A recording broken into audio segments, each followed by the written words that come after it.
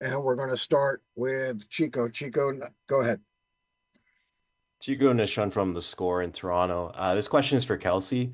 What excites you the most about playing in Lynn Roberts' offense? You know, she had her previous teams in college, had a lot of three-point shooting. Just kind of your thoughts on, the new offense and her plans for you this year. Yeah, I think the most exciting part is obviously playing in space. And I think that, coaches' philosophy about pushing it in transition, playing with a ton of pace, and really like everyone's a threat is very exciting because at this league, you got to have multiple players firing on all cylinders to be extremely effective. So, I definitely understand there's a transition period with any offense that you enter, any sport. If you look at quarterbacks or hockey, soccer, there's a different system. There's a little bit of a transition period, but I do know that when it clicks, it's going to be wonderful. Thank you. All right, thanks. We'll turn next to Courtney. Courtney, go ahead. Hey, ladies, this is Courtney from the Real Deal Podcast. Hope you guys are doing well. I got two questions. First, for Kelsey and Dearica, what do you guys admire most about each other's game, and how's that has that partnership evolved over time? So you guys played together with the Aces. Yeah, I would say her professionalism, her ability to work. If you look up professionalism, I feel like her picture's in there. She just works and works, and she's committed to her growth. And obviously, she can shoot the shit out of the ball. She can create her own offense. She can get downhill. And so, yeah, we're excited to have her, her leadership, and obviously her ability to play basketball at a high level. I think for Dee, she doesn't get the props that she deserves, and the impact that she makes on both ends of the floor. Night after night, the toughest position in our league, I think, is really the four, and just the high caliber of players that we have. Some of the best players in the world are all playing the four, and so going against people on both ends and holding her own, and not just holding her own, but delivering. Offensively and defensively. I mean, double machine, moves really well without the ball, extremely efficient, plays really hard with a ton of energy, and just wants to win and is willing to do anything it takes to win. So we've seen D impact winning at the highest level, and I think that it's really cool to be able to partner with her here now to be able to do it together. I got one more for Coach on that part. We're big on the analytical and statistical side. Excuse me. How will you utilize those things on the player development? The analytics. Yeah. Yep. Well, I think the what I appreciate about analytics and why I lean into it is because it's entirely objective. It takes the emotion out of things. It takes the kind of the opinion out or how you're feeling. It's not, you can't rely solely on it. I think it's a science of using those things, but also using what you see, what your eyes tell you, what you're feeling about it, but then using the complete objectivity of analytics. So in terms of player development, I mean, it translates really easily in terms of what players can work on and what, maybe it shows, there's no mystery as to where some holes are or where some weaknesses are or any of that stuff. So I think it goes hand in hand, the analytics and the player development piece. Thank All you. right, Thank you all thanks. three. Thanks. We'll turn next to Willie. Willie, go ahead. Thank you. Appreciate it, ladies. Good to see you as always. Dearica, I have some stuff from you already from Unrivaled on Ray. So I'd like to focus, if possible, on Landon Kelsey doing something on Las Vegas local Ray Burrell. If you could just give me your comments, Coach, on how you've seen her, her develop since Unrivaled and in camp, and Kelsey, the chemistry that Ray brings to a lineup. Yeah, I think, Ray she's such in a word, I would just say kind of like a firecracker. She just brings life to every room she comes into, which is fun to have. She's just like everybody on our roster right now. They're learning a new style and a new system, and Ray's no different in that. But her length and athleticism, she is so athletic. Her 3-point shooting is improved, which is going to help us a lot. Defensively, she's really active, but I think she has grown a lot. I think playing in Unrivaled helped her. You know, and I've seen a lot, you know, obviously I didn't coach her last year, but she's going to be a big part of what we're trying to do. All right, thanks. Go next to Akeem. Akeem, go ahead.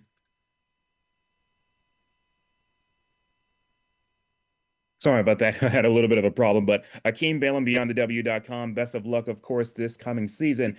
Just wanted to get your thoughts on, the game that you had against the recently against the Valkyries, that preseason game, and just about just seeing the possibility of that, really developing into a rivalry now that, now we have, two California teams in the W now. Is that for me? For anyone who wants to answer.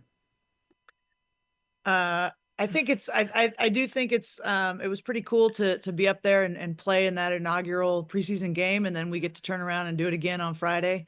That they had an incredible atmosphere. Their fans were ready. You can tell just the community, the city is really excited to have a WNBA team there, which is so cool for the league. Mhm. I think, as we continue to grow, the possibility of what expansion teams can be, I think Golden State has done a tremendous job. So I have no doubt that they will turn into a rivalry just out of just for geography reasons. But I was impressed with their just the atmosphere that they've already created there with the Valkyries.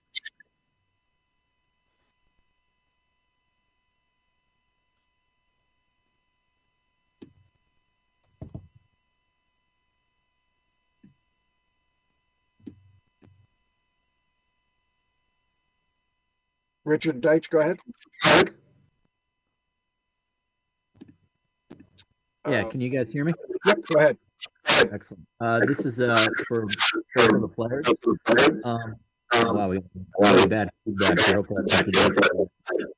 I wanted to ask you guys a mission-centric question. When the schedule comes out as a player, how much are you paying attention to your games that are on national television or in a high visibility kind of window versus when a game is just being played locally?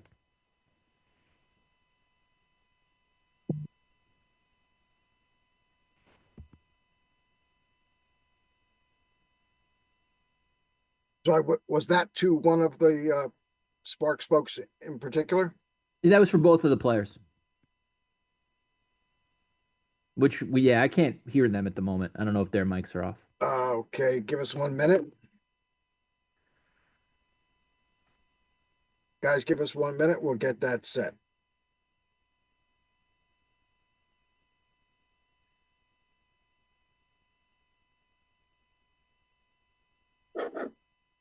Can you hear us now? Yeah, now I can. And this is Richard Deitch from The Athletic. But this is for either or both of the players. Yeah, I mean, as a competitor, you do know that you're on national TV, but it shouldn't change the way you play. And I think that it is definitely fun to be in those big games, especially like primetime, ABC, CBS. Sunday games are always super fun, like that 3 o'clock tip, no shoot around. I just get up, eat some breakfast, and go play. Those are really fun. But at the end of the day, I mean, to be successful in this league, you got to play the same way you play every game, whether that's just local TV or national.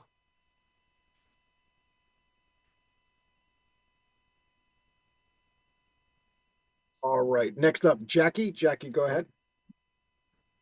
I know. Hey guys, Jackie from Jackie Ray TV. Good to see you as always. Dearica and Kelsey, this one's for you and probably Coach at the end. She's talked about it's a new day. She's not looking back at all, and how she's really relying on the leadership from both of you to kind of lead the young people. Can you talk about what that's been like for you, how you've helped guide this younger team? And Coach, can you talk about how much you rely on both of them to do that and what that means to you? Yeah, I think for me, my leadership style has been consistent and has kind of stayed the same. But it definitely helps to have Kelsey and like Emma Cannon here to not be the bad guys, but to be the people to be a little bit more fierce in their approach and like their competitiveness. So I kind of wipe the tears and lead by example and emotionally lead. Yeah. Yeah, I mean, I would say for me, like I've grown a lot over the years. I used to be a little bit more rah-rah, and now I'm definitely more in the, empowerment state, encouraging, and just try to make sure I lead as an example. Just my energy and attention to detail, and just really trying to empower people, make people feel like the best version of themselves. So I know for me, that's what I love to thrive on, is when people really believe in me. So, people remember how you make them feel. So I just want everyone around me to feel empowered. And so that's been my focus since I've been here. And I would echo that. I think what has been really cool about these two is it's no mystery that they are our best players. And but when your best players are your hardest workers, and they do lead by trying to empower. That's I think the most impactful way that they lead is they do it without ego. They're very confident, but confidence is gained through the work you put in, and the success that gets you. So their work ethic is, it's impossible as a young player to not be affected by that just by being around it. Like Sarah Ashley Barker wanted to work out with KP her first day. And KP looked like she just was warming up, and Sarah Ashley's face was bright red, and but she kept up. But that's just going to make everybody better when they see that this is what it looks like to be an elite all-star at this level. But they're doing it in a way that is not threatening or intimidating. They're doing it in a way of empowering. And so for me as a coach, it doesn't get any better than that when your best players exemplify those type of things. Thank you. All right. Thank you. Turn next to Edwin. Edwin, go ahead.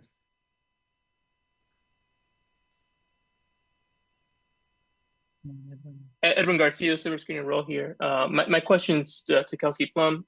Plum, what individually speaking would make this a successful first season for you as a Spark? Well, I think that I've learned from time. It's okay. It was echoing. I've learned from my time in the league that really your ability to impact winning is going to directly affect your individual success. So obviously, for me, my focus is trying to affect winning. There's a lot of people that can have empty statistics, but I'm really focused on how can I help this team win. I understand where we were last year, and my goal is to significantly change that. So I think the individual numbers will come. I think people might be surprised by them, but at the end of the day, that's the reason that I was put in this position, to be able to carry a heavier load, and I have broad shoulders. Actually. All right. Thanks. Turn next to Jasmine. Jasmine, go ahead.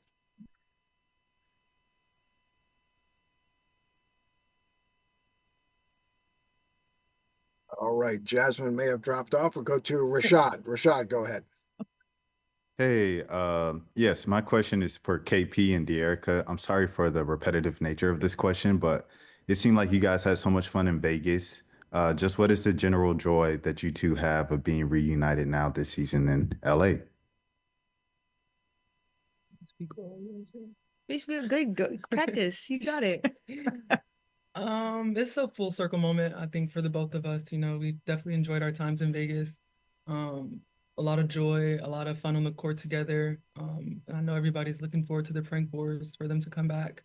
But we have, like you said, like big plans for the season, big goals. So we're kind of focused more on that and how we can come together to make that successful. All right. Thanks. Go next to Andrew. Andrew, go ahead. Thanks a lot, Ron. First for you, D Ham, who has the best handshake that you have on the team right now, as well as you, Kelsey? Ask if you have a good handshake. Anyone? And Lynn? Well, I've been asking Kelsey to come up with one, so we'll get one soon, and it'll be good. Ray and Rakia are in charge of a lot of that. They're TikTok kids, so we're putting them in charge of that. And Lynn, just wanted to ask you, since they had a lot of entertaining answers, what's your biggest non-basketball pet peeve?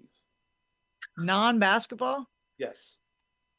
We don't have time, man. We don't have time to get into all of those. Man, I don't know. What's your biggest basketball pet peeve? Biggest basketball pet peeve is besides not throwing it to the hoop. You said it. Not playing hard. Just people, I can handle mistakes. It's a game where you're gonna make mistakes, but not playing with max effort. That's a pet peeve. I will say in a non-serious, like when people clap for the ball, bugs me. All right, next up, Jim. Jim, go ahead. Kelsey, you had a lot of good things to say about this organization when you first, right after the trade, when you first got here. What is it that struck you about the Sparks organization and the way they treat their players? I would say everything starts and ends with vision. You know, you operate out of a vision. And what really drew me was the vision of what coach sees for this franchise, but also what, you know, management and ownership sees for this franchise. They understand the previous success in championships, but it's been a while. It's been almost 10 years. And, you know, in life, you got to adapt and continue to grow and get better. And so I understand that there's been a lull here. And that's everyone's aware of that. And so bringing in the necessary funding positions to change that. And they were very clear on bringing me in to help with that. And that was part of my individual vision and then also collectively. So I think for me, the visions have aligned and I understand that, you know, I'm here to not only build culture, but affect winning. And I think that they're on the same trajectory as that. So, you know, that's a process and it takes time, but we also understand that, you know, this is LA, you know, and it's a big opportunity. And let's be real, like there's a new CBA next year. So the impact that we need to make this year is extremely important and time is of the essence. And so we know that. So there's no time to waste. And management, like I said, front office and coach have been extremely urgent. And I think that's very important moving forward for the future of the franchise. Thank We you. have time, we have time for just a couple more. Going to turn to Mia. Go ahead, Mia. Good morning. This is Mia from Annenberg Media. When Kelsey got traded to the Sparks, there's a lot of talk about how this is going from a rebuilding team to a championship contending team. I was wondering, can you guys talk a little bit about that and about like your own expectations for the season? This is for coach and both players if you can. Yeah, I mean, Kelsey and I weren't here last year, and I have not talked about last year at all. I think this is a new team. There's a lot of new players. I think we've got an incredible balance of, you know, veterans that know what it takes. Include, you know, obviously with these two, but there's others. And then we've got some really good young talent that are figuring it out. You know, what are our expectations? How to get back to that? Kelsey just said it. It's a process. You don't go from, you know, not having a good year to being the best in a month. Like it takes time. It takes a lot of work. It takes getting back up when you've been knocked down. It takes continuing to learn and have the humility to see when, you know, whether it's me or players or whatever that need to be better. Like it's a lot of work. So my expectation is that we just continue to climb. And I don't know what our ceiling is this season. It's too early to tell. But I know that this group's going to compete. And I know that we're going to be, you know, it's hard, but we're not just happy to be here because it's LA and it's the Sparks. There's no sentiment of that. I'm here because I wanted the challenge and I want to win. And that's it. Like it's that simple. Who you have in the locker room obviously matters. But you know, who they are matters as well when you're building. I don't like the term rebuild. You know, I just don't. I don't think we're rebuilding. I think we're where we want to be to start really competing. Right, thank you. Again, just a couple more. We do need to wrap up. I'm going to go to Charlie M there on the West Coast. Charlie.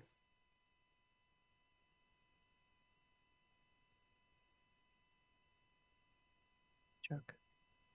Go ahead. Were you talking Charlotte with Yes, I'm sorry, FI360? Charlotte, Okay, yes. I'm sorry. Okay, hi ladies. Just wanted to make sure.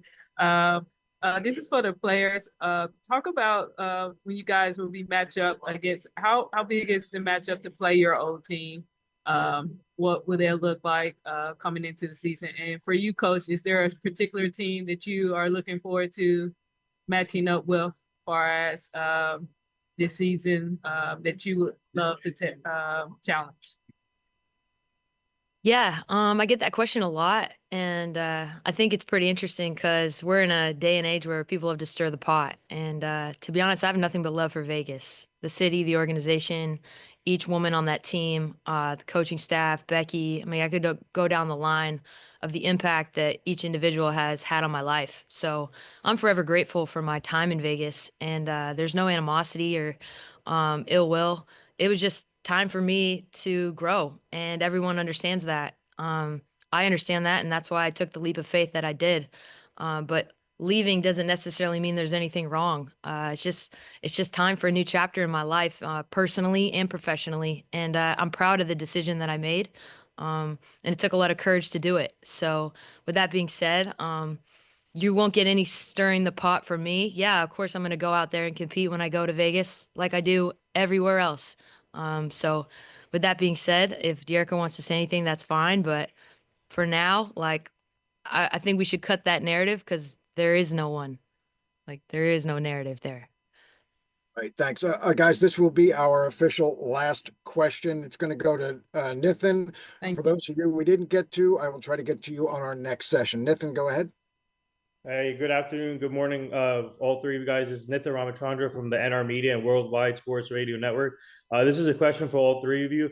I want to talk about your fan base. What's it been like for you guys to see the fans supporting you guys throughout the whole year, and then up for this upcoming season, and seeing the fans getting excited and seeing the new team and having Kelsey on board? And I just want to get your reaction on the fans overall being excited. Yeah, I'll speak since I've been here the last couple of years. Yeah, I think our fans have been super consistent. I think we had one of the highest attendances actually last year. I know crypto's so big though, it's hard to see it at times, but we've had some loyal fans, and I know we're gonna bring them in now from different areas. But yeah, excited. I know they're looking forward to seeing us out there soon. All right. Lynn, Kelsey, Dearica, thank you so much for your time. Wishing you the best of luck. We will see you down the road. To our media, we'll see you again at 2 Eastern. We have our session with the Chicago Sky. Thanks, everybody. Thank you.